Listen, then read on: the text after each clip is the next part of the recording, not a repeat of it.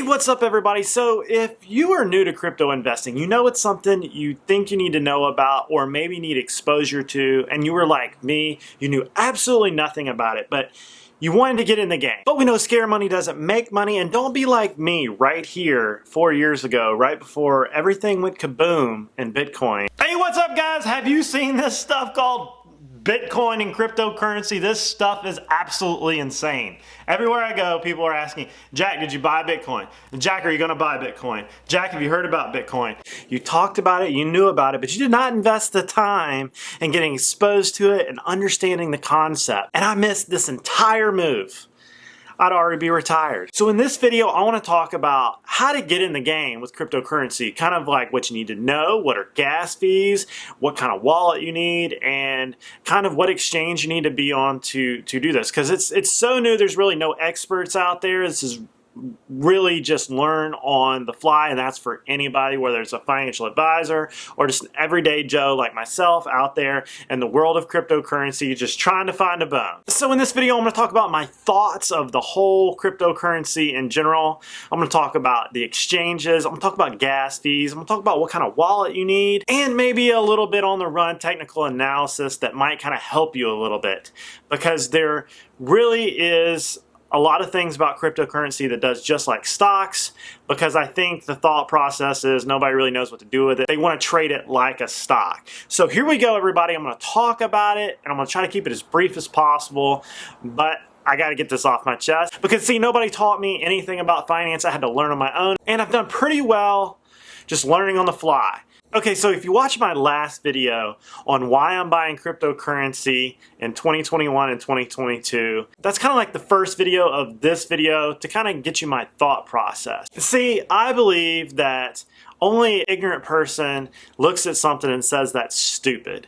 A wise man looks at something and says, you know what, maybe there's some way that I can use that and it might help me at some point in the future to further wherever I want to get to be. You know, I believe that when you see a new object, a new thing, you look at it and say, can this benefit me? And you look all the way around it, and only then do you move on. You never just off the cuff say something stupid just because it's different. And I have lost more money by not acting on opportunities than I ever did by acting on those opportunities and failing. And see, that's why I'm looking at cryptocurrency and knowing I need exposure to it. One, because it's had massive accelerating growth. I believe it's the way of the future for the internet, and really it's becoming the currency of the internet, both with Bitcoin and Ethereum and some of the smaller altcoins. But in the old saying, pioneers get slaughtered and settlers prosper, I know that sometimes when you're the first in, you take a haircut, but when you're able to settle in after the market's kind of filled itself out, then you can start to be prosperous. And right now I feel like Bitcoin's been around for a long time. Ethereum's been around for a long time, and Ethereum right now is really the coin of internet commerce with NFTs and smart contracts and coins being built on top of Ethereum. I believe that Ethereum has a ton of potential, especially when Ethereum 2.0 comes out in the future. And also with the holding of assets in Bitcoin, because it's finite and it's non-inflationary, it's a good way to just kind of hold things. See, I know as a millennial, I guess you can call myself a millennial, I'm on the tail end of it, that I will never own a vault of gold. I'll never be able to transport 100 tons of gold, or you know, even a block of gold. You put that in your backpack and it'll break your back. Like, I'm not going to be traveling with gold. I learned during the hurricane and during COVID-19 that you cannot pay anybody with a sliver of gold. So when people hate on Bitcoin but love gold, you can't just take your pocket knife out, shave off a sliver of gold, and buy a potato. It's just not going to happen. There ain't nobody on the west side of town that's going to take a sliver of gold for a potato, a lawnmower tire, or a bottle of wine. They want cash, or they want something that can be shot in an app like Cash App, Venmo, you know, even a cold wallet, a hard wallet. Any of these different ways to exchange money. I know a lot of people that would much rather, especially if they're from another country, would rather you shoot them a Bitcoin or an Ethereum than to take any type of, because most people don't have bank accounts. Some people don't have bank accounts. There's 1.7 billion people on the planet that do not have a bank account. And I would say it's more than that, but they either want cash or they want some other transfer, and you can have a wallet, a hot wallet, whatever, on your phone, and you can take a Bitcoin, or, you know, just like Venmo works. That is the way I see this kind of panning out. So that really kind of boils down my risk reward. If you do not have any exposure to it, you're going to miss out on the whole move. So when I was selling real estate all last year, I was killing it. I was slaughtering, and I was sitting there selling houses left and right. And I kept hearing Dogecoin millionaires. I kept hearing Bitcoin, Ethereum. I knew guys that bought Ethereum at $100 a coin, and they sold out in the threes now, and they made $60,000, $100,000 selling these coins. But I didn't slow down long enough to realize this new trend. See, I've always been really good at spotting trends on the internet, and Samantha always wonders why I'm on my phone, but I'm looking for the new trend. But I will say this, 4 years ago, almost to the day, I will put it right here, I made a video about truth of Bitcoin, and I didn't think it through. It was so new then, and I should have jumped in then. I knew it was a thing, but I did not accept the idea that Bitcoin, of this whole cryptocurrency thing. I thought that the bankers would kill it, and I didn't look at it on a broad spectrum. I had a very narrow frame of mind, a very narrow scope, and I'm trying to stay out of that now. I believe I got to absorb anything that's new that can help me, and if I would have done that, here is right where the spike happened, and I would probably be one of the richest people in Pensacola. Richest person in Pensacola. I don't know, probably not the richest, but I'd be pretty rich if I would have just threw $20,000 in it and just let it fly. I mean, like, yeah, I wouldn't be the richest, but I'd have quite a bit of money. I get what you're saying. But I would have been a pretty wealthy person if I had just invested in it right here when my mouth opened on it, instead of being an idiot and calling it stupid. Please don't be that guy. All right, so moving right along, if you're looking to get in the game, okay, and you want to do this, I tried all of it. I said, you know what, I'm going to put some money in an account, and I'm going to give myself permission to fail, because knowledge is expensive, just like if you're going to college. I gave myself permission to fail. I got a Coinbase account, I got a MetaMask account, I got Binance. I went through all of them, and I'll kind of link some. I think I'll put a picture right here of some of the different platforms that you can get on, but I wound up choosing Coinbase. There's Coinbase, Coinbase Pro. Pro if you want to do, you know, limit orders and you want to be a little more sophisticated. Coinbase is just kind of like, you know, the run of the mill. Hey, boom, I got some Bitcoin. Boom, I got some Ethereum. Boom, I sold some Bitcoin. Boom, I sold some Ethereum. You're able to transfer it over to the Coinbase wallet fairly easy.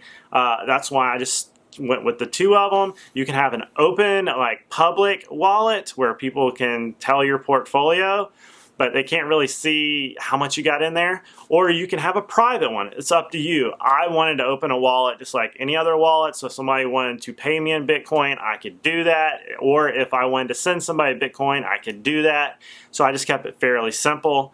I didn't put a ton of money in there, but I wanted to learn how it worked. So once I got my money in there, really you don't even have, they can draw from your bank account. You can just attach your bank account to the Coinbase app, and you say, you know what, I like the price of Bitcoin right here. I'm going to buy it. And then you just hit trade and how much you want to convert to Bitcoin, and voila, 10 seconds later, you've got Bitcoin, you've got Ethereum, you've got Solana, Cardano, whatever you want. And it was really simple. It was just like that. It was easier than an E-Trade account or a TD Ameritrade account. And that's really how simple it is to set up. See, once you get the Bitcoin or Ethereum or whatever you're trying to buy from the exchange, you need to decide whether you want to keep it on the exchange or not. Some people say it's not safe to keep it on the exchange, but me personally, if it's just a little amount of money, you might not want to transfer, especially if you're trying to trade it back and forth. But once you get some off the exchange, you can transfer it to your wallet. And then once it gets to your wallet, it's safe. It's, you know, basically what they call a hot wallet. And your Ethereum and Bitcoin is just sitting there, just like any other account. But I want to mention right here, I am not a financial advisor or an attorney. I'm just a dude on the internet trying to tell you what I experienced and just giving my opinion. So let's say you've got a hot wallet or you've got the exchange and you want to just take it off the internet and bury it in the dirt. You can get a ledger, or you can get some of these other cold wallets. I think I'll put them one or here, and $50, $100, and you can put a ton of crypto on one little drive. and you can drop it behind a brick, you can throw it in the dirt, you can put it in a safety deposit box, you can put them in multiple you can buy multiple ones and put them in multiple safety deposit boxes. And that's what I think is so interesting. So if you are in a country or someplace that your finances are not safe, your government may seize it, it may be inflated beyond control. Let's say you're in a country that is unstable. You can purchase Bitcoin or Ethereum, you can put it on a cold wallet, you can put it in your pocket, you can get on an aircraft, land on the other side of the world, plug it back in, and your wealth is safe and preserved. That is the greatness of crypto, and I don't think people quite understand that just yet. That if in 1939 somebody was able to put their entire wealth on a little drive and fly to the other side of the world and plug it back in, none of these terrible governments over the last 100 years could have taken an entire population's wealth. That is mind-blowing. If you have to pay somebody on the other side of the world for creating something on the internet for you, you don't have to convert to dollars, yen, won, whatever. Bitcoin sent immediately. You don't have to wait 9 to 5 on banker's hours and pay some weird fee. Boom, there it is. They're paid. All right, so I'm going to link down below everything you need to get started. Just look in the description box. I'll link, how to get on the exchange, how to get a wallet, and everything that I have. So just follow those links down below. And you're looking for a real estate agent, a realtor here in the Panhandle of Florida. If you're buying or selling, hit me up. I'll also put my email down in the description box below. Just shoot me an email. Which brings me to my next thing, which are gas fees. Gas fees are basically what you gotta pay the toll guy to get your crypto from one place to another. This is basically what you're paying to compensate the miners and all the people at the nodes for basically converting their energy into your transfer of your coin. I think that's the best way to explain it. I'm just gonna put the definition like here. And you can freeze frame and get the legitimate answer to it, but you're basically just paying for the coin to go from here to here and be registered on the blockchain. Okay, so I'm going to talk about a little bit of kind of how these coins trade, and some of you might agree with me. So if you've got any additional information, put it in the comment section below, because we're all here to learn. Everybody in the crypto world is learning from each other, and it's a fast-moving, ever-changing, volatile place. Okay, so that being said, I will tell you that Bitcoin is the indicator of the entire coin market. What it does, everything follows in either the micro or macro way of it. So if you see Bitcoin go down, usually the whole coin world will go down. It may go down a little less, like not as volatile as all the little coins, but it has still been pretty volatile. For me, the ones I'm basically watching are Ethereum and Bitcoin. I'm more leveraged into Ethereum than I am in Bitcoin,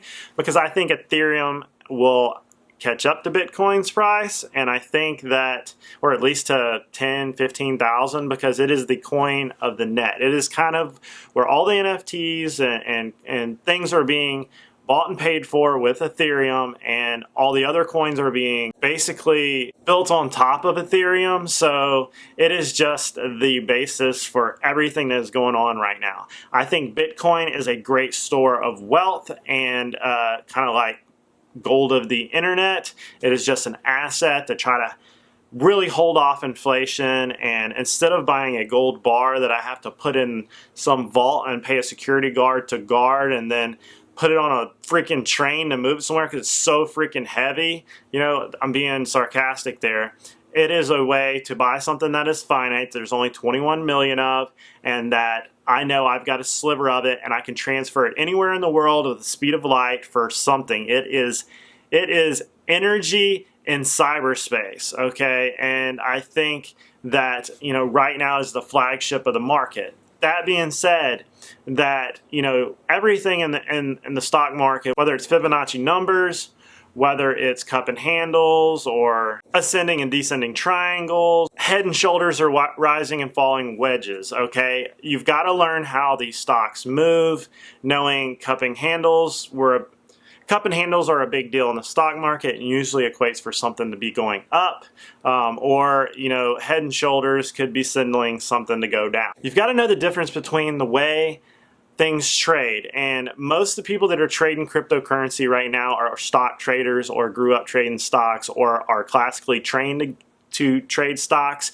So they're going to trade cryptocurrency the exact way they're going to trade stocks until it develops its own mindset. I think in the future that won't work. It'll trade on its own little mind, okay? But right now, all these hedge fund guys and all these guys at JP Morgan, Merrill Lynch, all these guys that are putting in ETFs, they are trying to do it just like a stock. They all play by the same rule book. They're all probably the old guys that were classically trained at big schools to do derivatives and quantitative analysis and all these things that they do to be smart and all the machines do. They're going to trade just like they are in the stock market. So just go by that book until it changes, because it's going to be ever changing. But that being said, I'm going to close this out with saying buy and hold versus traders. My personal belief that you can swing trade cryptocurrency because it's volatile. You get a core percentage, or just get a core position that you built on down days. You average in,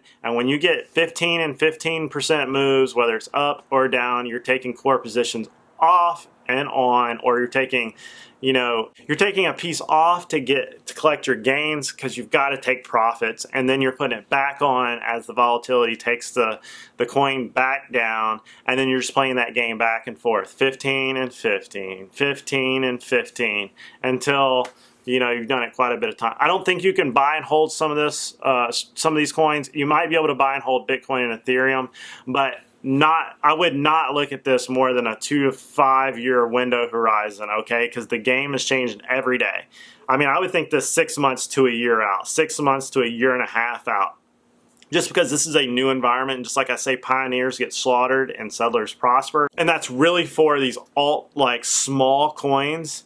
You don't know if they're going to be here tomorrow. They might go to zero, like Dogecoin and Shibu and a lot of these other little coins. They were created to be meme coins. They were made to be just to be funny, whereas Bitcoin and Ethereum were made to produce value. Solana and Cardano, like those were made to do something and for things to be built on top of. And I think the Lightning Network will help Bitcoin, and I'm really pumped for Ethereum 2.0. I wanted to make this video because this is what I've been thinking about nonstop, and this channel's always been about what I'm up to at that given point in my life. And right now, it's raining, it's cold, it's winter here in Pensacola, and there's not a lot of crazy things going on. And I've been trading crypto because I'm up all night with the baby, and the market never stops, which it's awesome because it's a 24-hour market. I don't have to wait for the market to open, just like the stock market. But if you got anything to say, put it in the comment section down below. That way other people can just chime in or not. And I'll see you guys on the next video.